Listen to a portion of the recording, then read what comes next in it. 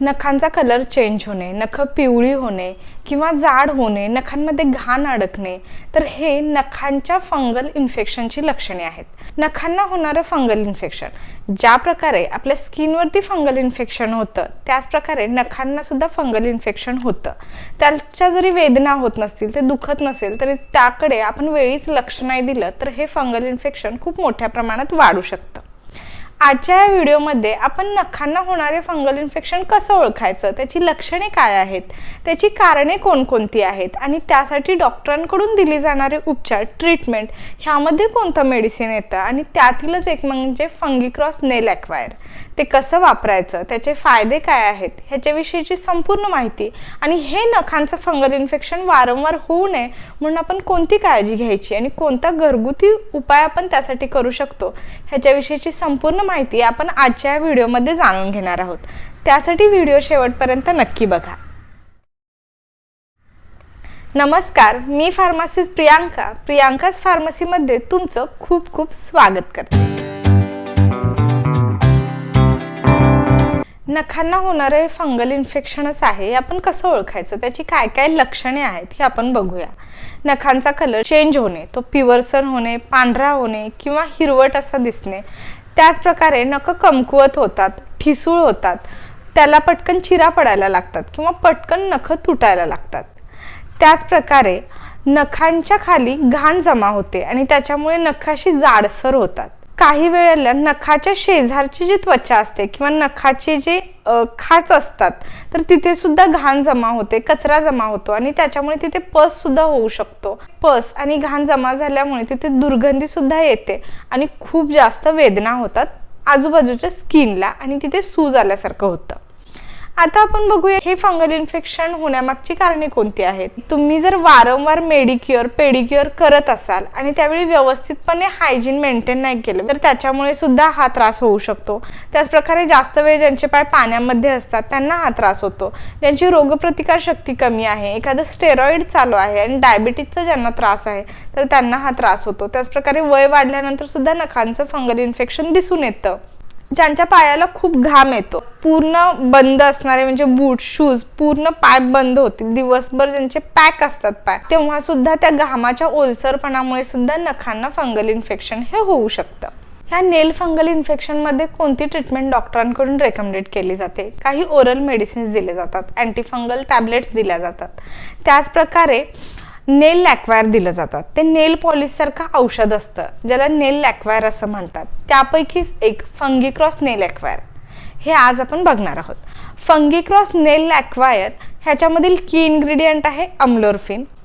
फंगीक्रॉस नेल लॅक्वायर हे एक anti fungal medicine आहे जे बुरशीचा नाश करण्यासाठी वापरलं जातं. नेल फंगल इन्फेक्शनमध्ये त्याचा मोठ्या प्रमाणात वापर होतो.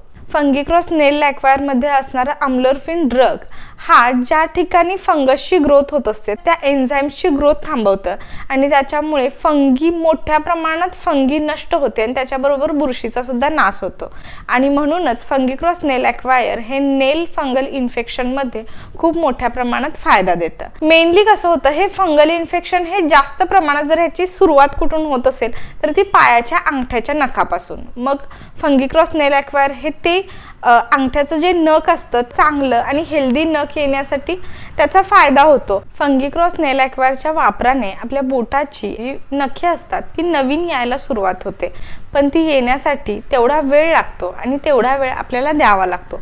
तोपर्यंत आपल्याला फंगीक्रॉस नेल ॲक्वायरचा वापर हा कंटिन्युअसली करायला लागतो. आता आपण बघूया की ह्याचे काही साईड इफेक्ट्स आहेत का. मोस्ट कॉमनली ह्याचे कोणत्याही प्रकारचे साईड इफेक्ट्स नाहीत आणि हे अप्लाय करायला सुद्धा सोपं आहे.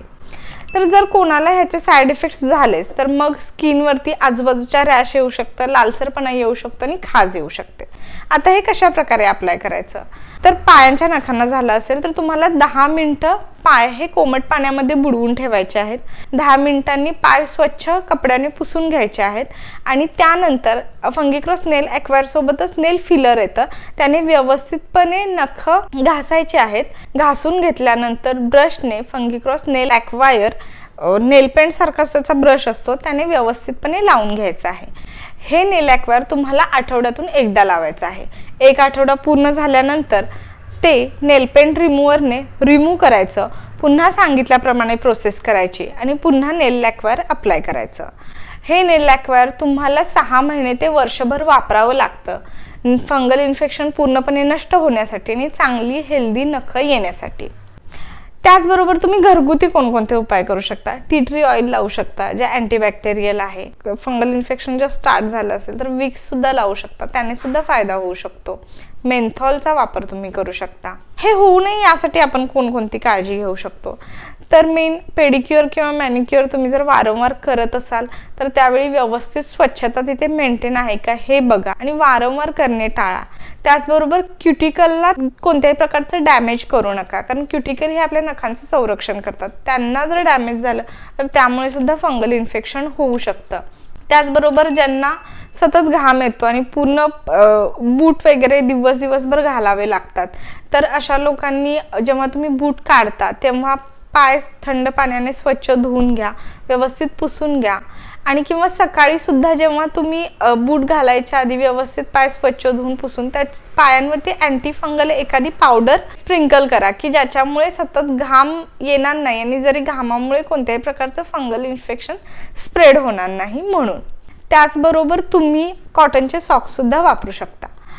आणि फंगल इन्फेक्शन जर खूप जास्त मोठ्या प्रमाणात झालं तर अशा वेळी पटकन डॉक्टरांचा सल्ला घ्या, कारण ते आपल्याला जास्तीत जास्त कमी वेळेत तिथल्या तिथे थांबवता येईल म्हणून. तर ही होती नेल फंगल इन्फेक्शन विषयीची माहिती. नेल फंगल इन्फेक्शनची लक्षणे काय काय आहेत, त्याची कारणे काय काय आहेत, त्याच्यासाठी दिले जाणारे उपचार आणि फंगीक्रॉस नेल ॲक्वायर विषयीची माहिती, ते कसं अप्लाय करायचं, नेल इन्फेक्शन होऊ नये म्हणून आपण कोणती काळजी घेऊ शकतो. तर ही माहिती तुम्हाला कशी वाटली हे मला कमेंट बॉक्समध्ये नक्की सांगा. आणि आजचा हा व्हिडिओ आवडला असेल तर व्हिडिओला लाईक करा, शेअर करा आणि असेच औषधविषयक माहितीपूर्ण व्हिडिओ पाहण्यासाठी प्रियांकाज फार्मसीला सबस्क्राईब करायला विसरू नका. काळजी घ्या, निरोगी राहा.